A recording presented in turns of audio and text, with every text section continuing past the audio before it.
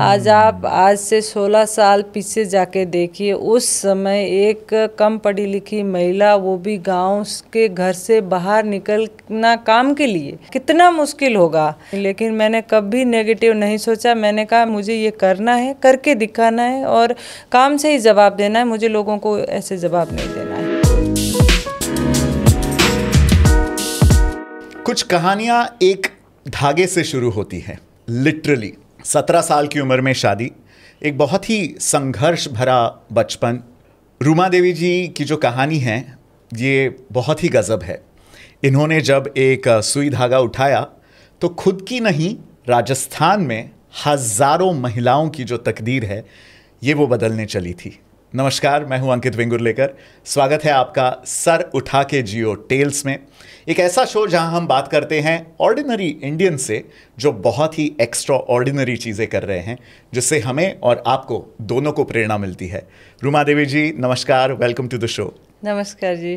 बहुत ही अच्छा लग रहा है मुझे आपसे मिलके, और आप बहुत ही गजब लग रही हैं। Thank you so much. हमारी राजस्थानी ड्रेस होती बहुत सुंदर है। जी बिल्कुल बिल्कुल बिल्कुल।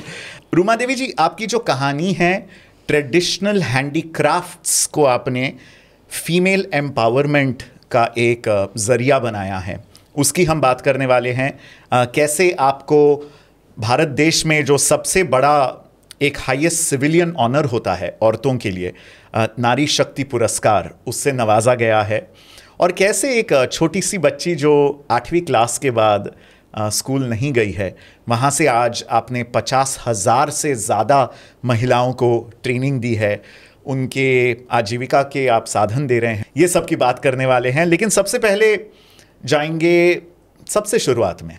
17 साल की आप छोटी सी उम्र में आपकी शादी हो जाती है, उस पल के बारे में बताइए, और फिर हम ले चलेंगे आपकी कहानी जब आपने तय किया कि नहीं, मेरे जीवन में जो मेरा वर्तमान है, भविष्य बहुत अलग होने वाला है।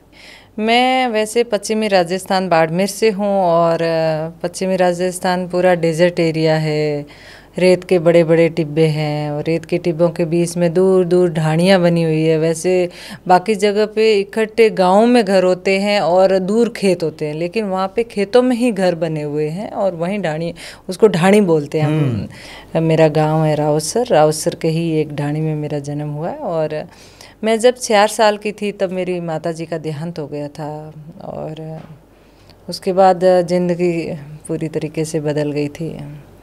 तो 8वीं में मेरा स्कूल छूट गया था, घर के कामों की जिम्मेदारियां आ गई थी, और वहाँ आपने सुना ही है राजस्थान में पानी की बहुत कमी थी। बिल्कुल। तो उस समय मेरे पास में बैलगाड़ी होती थी, तो बैलगाड़ी से पानी लाने का काम करती थी, और जब भी मुझे टाइम मिलता तो मैं दादी के साथ में बैठ के कसीदाकारी का काम ज़रूर सीखती थी, क्योंकि कसीदाकारी का काम वो हर घर में होता था।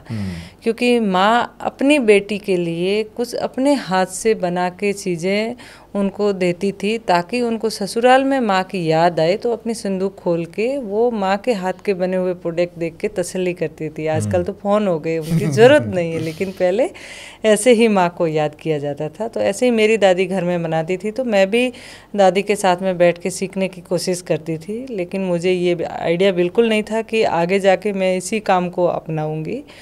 तो 16 साल की उम्र में शादी हो गई थी, और शादी के बाद भी घर की आर्थिक स्थिति ठीक नहीं थी, क्योंकि मेरी तो 8वीं में स्कूल छूट गई थी और मेरे हस्बैंड की 5वीं में।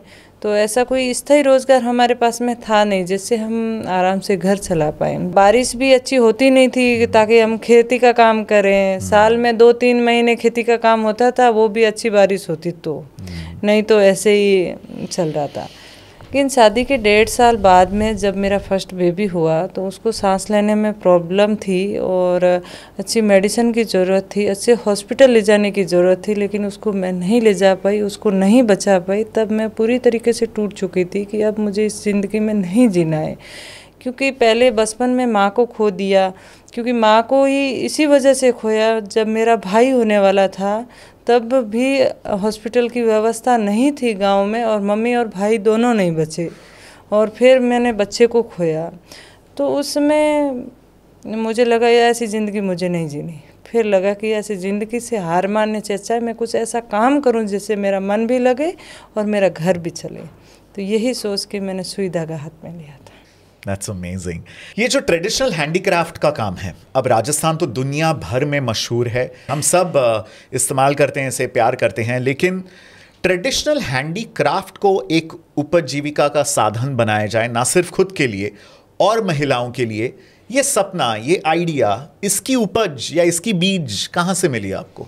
ये पहले हर घर में काम तो होता ही था, लेकिन मार्केट के हिसाब से कैसे इसको तैयार करके इसको रोजगार से कैसे जोड़े, ये हमने किया।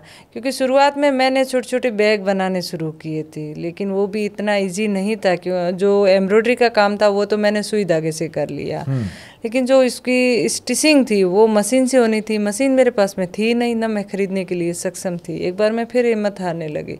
फिर मैंने सोचा मैं अकेली तो नहीं कर पा रही हूँ, लेकिन जिस तरीके से मुझे काम की ज़रूरत है वैसे ही मेरी और भी बहनों को ज़रूरत होगी, तो क्यों ना मैं उनसे बात करके देखूँ। तो फिर हमने 10 महिलाओं ने मिलके एक सेल्फ हेल्प ग्रुप बनाया और 100 रुपये इकट्ठा करके एक सेकेंड हैंड मशीन खरीदी और वहाँ से हमने काम की शुरुआत की थी। क्या बात है। जब मैं काम करती थी और मेरी पड़ोस की बहनें आके मुझे बोलती कि हमें भी काम की ज़रूरत है, तो मेरे पास में और काम हो ना हो, लेकिन मेरे हाथ में जो काम होता मैं उनको दे देती। That's amazing. जब आपने शुरू किया था, आप 10 महिलाओं ने एक सेकेंड हैंड सिलाई का मशीन लिया था, काफ़ी लोग मेरे ख्याल से तब हंस रहे थे कि कैसे ये ट्रेडिशनल औरतें एक मॉडर्न मार्केट में कैसे compete करेंगी, इनके जो प्रोडक्ट्स हैं ये मार्केट में कैसे जाएंगे। तब कोई स्ट्रगल था या तब कोई रेजिस्टेंस था बाकी लोगों से, और उसको पार करने की हिम्मत या वो सक्षमता कहाँ से मिली? नहीं, उस समय काफ़ी स्ट्रगल करना पड़ा, क्योंकि सबसे पहले तो घर से बाहर निकलना। आज से 16 साल पीछे जाके देखिए, उस समय एक कम पढ़ी लिखी महिला, वो भी गाँव के घर से बाहर निकलना काम के लिए, और फिर वो मार्केट ढूंढना, और मार्केट के लिए मेट्रो सिटीज़ में जाना कितना मुश्किल होगा, कोई आइडिया नहीं था। बाड़मेर हेडक्वार्टर तक नहीं देखा हुआ था। उस समय घर वालों की सुननी, उसके बाद अड़ोस पड़ोस के लोगों की बातें सुननी, लेकिन मैंने कभी नेगेटिव नहीं सोचा। मैंने कहा मुझे मेरे खुद पे विश्वास है, मुझे ये काम पे विश्वास है, मुझे ये करना है, करके दिखाना है, और काम से ही जवाब देना है, मुझे लोगों को ऐसे जवाब नहीं देना है। और आज ये विश्वास ही है जो सब लोग मेरे साथ में खड़े हैं। मैं इसलिए जानना चाहता हूँ, ये विश्वास या ये हिम्मत कहाँ से आई आप में? जब हमारे कस्टमर है वो लेडीज ही थी, वो लेडीज आती है। लेडीज अगर खरीद सकती है तो लेडीज बना क्यों नहीं सकती, वो सेल क्यों नहीं कर सकती, वो दूसरी लेडीज को ट्रेनिंग क्यों नहीं दे सकती, वो दूसरों को क्यों नहीं सिखा सकती, वो क्यों नहीं कर सकती। मैंने कहा सब कुछ कर सकते हैं, ऐसा कुछ नहीं है, सब लिमिटेशन इधर है, बिल्कुल सिर्फ दिमाग में है। बस जो ठान लेते हैं वो करके दिखाना है, बस जो ठान लेते हैं वो करके दिखाना है। ये एक बहुत ही बेहतरीन मंत्र है। जिन हजारों महिलाओं को उन्हें कारीगर कहेंगे, क्योंकि ये कारीगर हैं, एम्ब्रॉयडरी का काम कर रहे हैं, तो इन हजारों 50,000 से ज़्यादा जो महिलाएं जिनको ट्रेनिंग दी है आपकी संस्था ने, इनमें से कुछ शुरुआती दौर में कुछ ट्रांसफॉर्मेशन की कहानियां होंगी। कोई ऐसी कहानी है या कोई ऐसी बहन है जिसकी कहानी आपको याद दिलाती है उन शुरुआती पलों के बारे में, उस दौर के बारे में? बहुत ऐसे उदाहरण हैं जिनके पास में खाने के लिए कुछ नहीं थे, लेकिन वो काम के ज़रिए आज वो अपने बच्चों को पढ़ा रही है, बच्चे सक्षम हुए हैं, और घर में उनकी जो इज्जत आज बनी हुई है, वो देख के मुझे इतनी खुशी मिलती है कि आज अपनी वजह से ये बहन कहाँ से कहाँ पहुँची है। मैं बात करूं, मेरे साथ में एक सुगनी देवी जी है, तो वो मेरे पास आए और मुझे बोला, रूमा जी मुझे काम की ज़रूरत है। मैंने कहा आप क्या करते हैं? तो कि मुझे और तो कुछ नहीं आता, लेकिन मैं एम्ब्रॉयडरी का काम करती हूँ। तो मैंने कहा आपके पास तो बहुत हुनर है। तो मैंने कहा आ जाइए। उनको हमने 40 दिन की ट्रेनिंग दिया और उसके बाद में वो रेगुलर आना शुरू हो गई। तो मैंने कहा निफ्ट कॉलेज में ट्रेनिंग की ज़रूरत है, आप जाओगे? तो हाँ मैं जाऊंगी। National Institute of Fashion Technology, NIFT college Delhi वो गए और वहाँ पे ट्रेनिंग दे के आ गए। तो फिर मैंने कहा उत्तराखंड में ट्रेनिंग है, जाओगे? उत्तराखंड भी चले गए, मतलब वो बच्चियों को सिखा रहे थे सिखाने के लिए एम्ब्रॉयडरी की कला। हाँ, तो इस तरीके से उन्होंने बहुत सारी बच्चियों को काम सिखाया। क्या बात है, क्या बात है, बहुत ही बेहतरीन। तो इस तरीके से जब लेडीज आगे आती है तो बहुत अच्छा लगता है। बहुत वाकई में अच्छा लगता है। बिल्कुल। आपकी जो कहानी है ये किसी फिल्म की कहानी से भी ज़्यादा रोमांचक है। इतने कहानियों में ट्विस्ट, इतने अलग अलग पड़ाव। हार्वर्ड में जब आपको बुलाया गया था यूएस में, उस इंसिडेंट के बारे में या उस एक्सपीरियंस के बारे में क्या बताना चाहेंगी? कैसा लगा था वहाँ जाके, वहाँ के लोगों से जो मिलना हुआ, क्या अलग महसूस हुआ आपको वहाँ पे? देखिए, मुझे तो 8वीं के बाद पढ़ाई करने का मौका मिला नहीं था, तो मैंने तो कभी अच्छी स्कूल के बारे में भी नहीं सोचा, कॉलेज के बारे में तो बिल्कुल नहीं सोचा, लेकिन हार्वर्ड में जाऊँगी ये तो मेरा कोई मतलब ड्रीम भी नहीं था। तो जब हार्वर्ड यूनिवर्सिटी से हमारे पास में मेल आया कि हमारे एनुअल फंक्शन में एज ए स्पीकर के तौर पे हम आपको इनवाइट कर रहे हैं, मैंने कहा मैं वहाँ जाके क्या करूँगी। 1 महीने तक हमने उनको जवाब भी नहीं दिया। फिर उनका मेल आया कि ये आपके लिए प्लेटफॉर्म है और हम आपको बुला रहे हैं क्योंकि यहाँ के जो स्टूडेंट है वो रूरल एरिया में क्या हो रहा है वो जानना चाह रहे हैं। तो एक उनका ये था कि खुद का टिकट और रहने का खुद का करना होता है जो हार्वर्ड में स्पीकर आता है।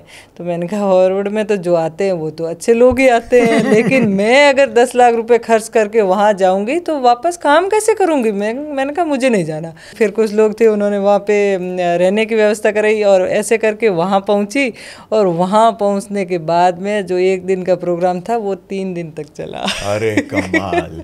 एक दिन तो मेरा स्पीच था, दूसरे दिन वहाँ के बच्चों ने सुई धागा हाथ में लेके काम करने की प्रैक्टिस की, पूरा वर्कशॉप हुआ। तीसरे दिन भारतीय दूतावास न्यूयॉर्क में बहुत सारी यूनिवर्सिटीज़ के प्रोफेसर लोग आए, उन्होंने यहाँ के कला के बारे में सोचा समझा जाना पूरा, और ये भी बोला कि वहाँ से हम स्टूडेंट्स यहाँ भेजेंगे रिसर्च करने के लिए, फिर हो सकता है कि हम यहाँ की कला को वहाँ के सिलेबस में शामिल भी करेंगे। तो इस तरीके का जब प्रोग्राम हुआ तो लगा कि वास्तव में कितना बड़ा मौका था, हम ऐसे ही छोड़ देते। और जब मैं वापस आई तो यहाँ पे महात्मा ज्योतिराव फुले यूनिवर्सिटी ने मुझे डॉक्टरेट की मानद उपाधि भी दी। क्या बात है, क्या बात है, कमाल। आपकी जो रूमा देवी फाउंडेशन है और जो संस्था आप चलाती हैं, लगभग 75 गाँव में से महिलाओं का आप समर्थन करिए। 75 नंबर सही है? 250 हो गया है जी, बिल्कुल।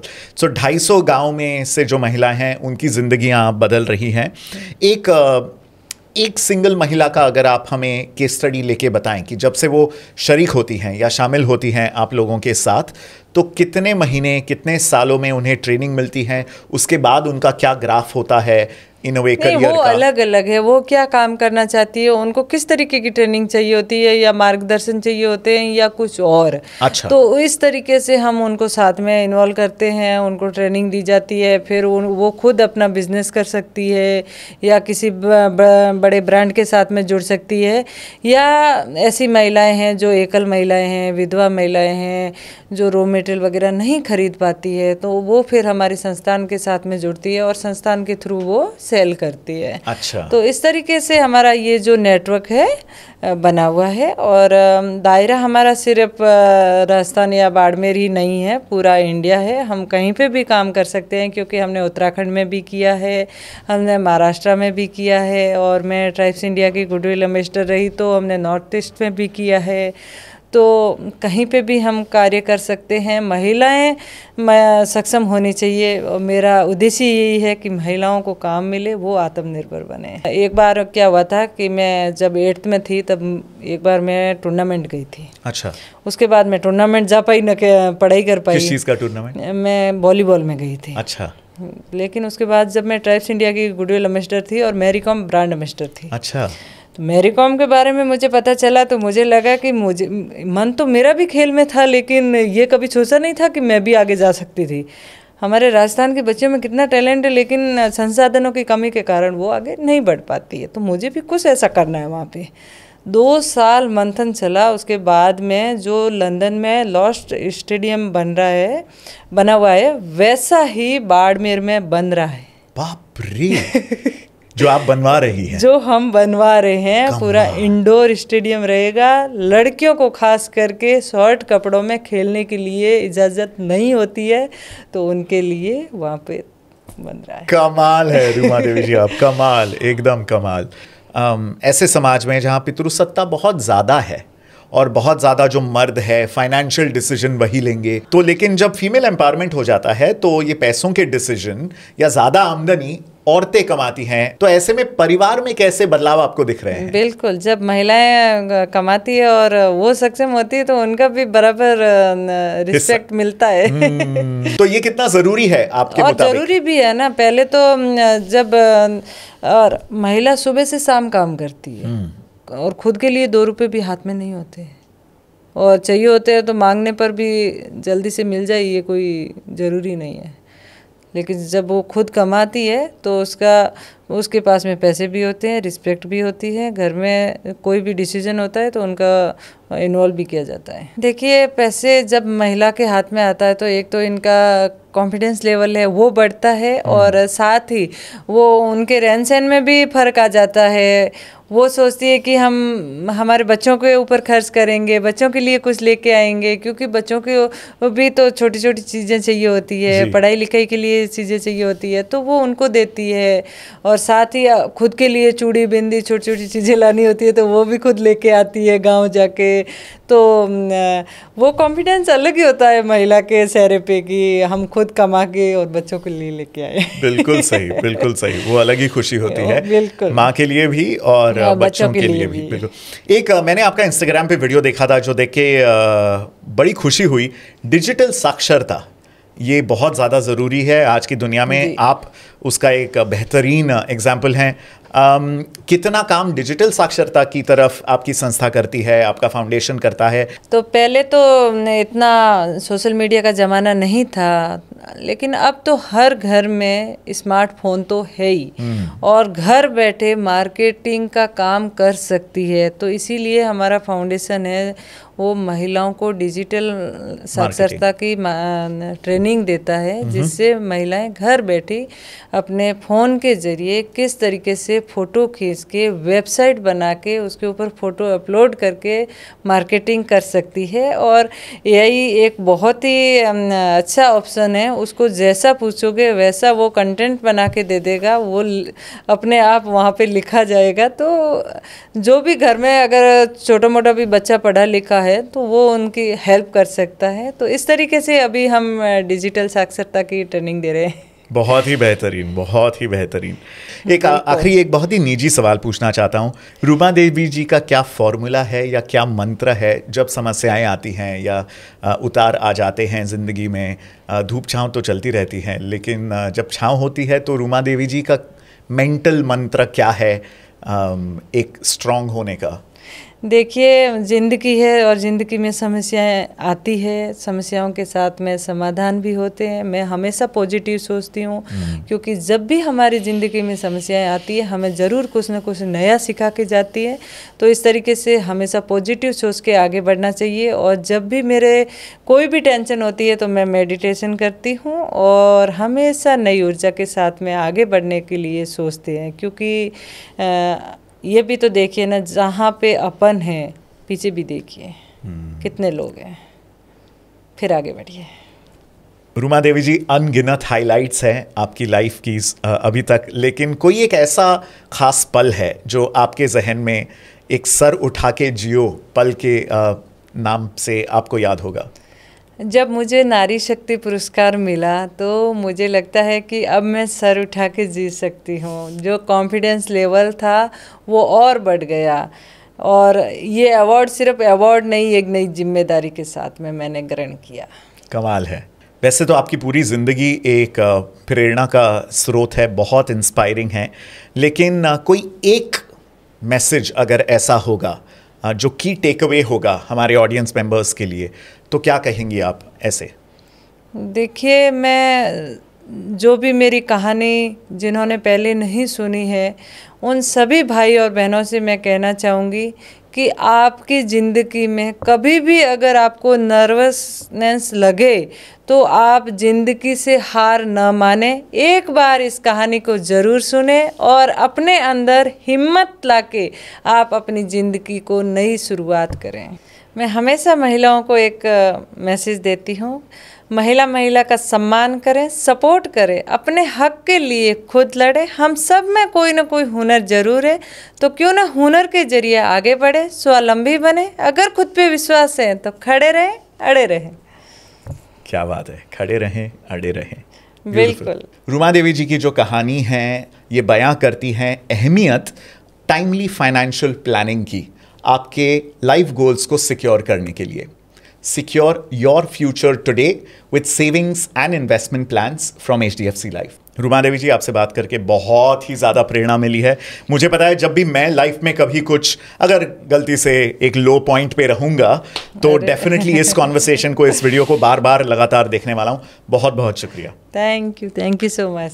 आई रियली होप कि आपको भी ये कॉन्वर्सेशन प्रेरणादायक लगा है। I am fully filled up with so much energy and positivity right now. I can't tell you, really Ruma Devi ji की कहानी बयां करती हैं कि बाउंड्रीज इमेजिनरी हैं, सिर्फ आपके जहन में हैं, और उन्हें तोड़कर आप जो भी चाहें लाइफ में हासिल कर सकते हैं। सर उठा के जियो टेल्स पे हमारी यही कोशिश रहती है आप तक ऐसी कहानियां लाई जाएं जो ऑर्डिनरी लोगों की हैं, जो एक्स्ट्रा ऑर्डिनरी चीज़ें कर रहे हैं। अगर ये वीडियो आपको पसंद आया तो इसे लाइक ज़रूर कीजिए, शेयर कीजिए अपने दोस्तों के साथ, परिवारजनों के साथ, एंड सब्सक्राइब करना मत भूलिएगा। Thank you so much and tune in for another episode of Sar Utha Ke Jiyo tales. Thank you for watching.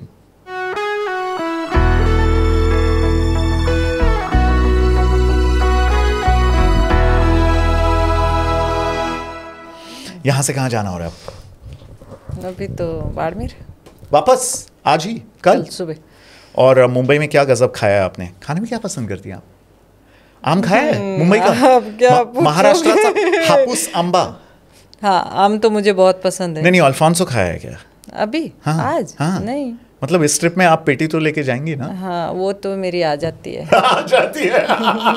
पहुंचा दिया जाता है। सुनो, एक पेटी भेज देना। ऐसे होता है। नहीं रुमा जी, आपके लिए पेटी आ रही है। कल ही आई थी। अच्छा, कल ही पहुंच गई है।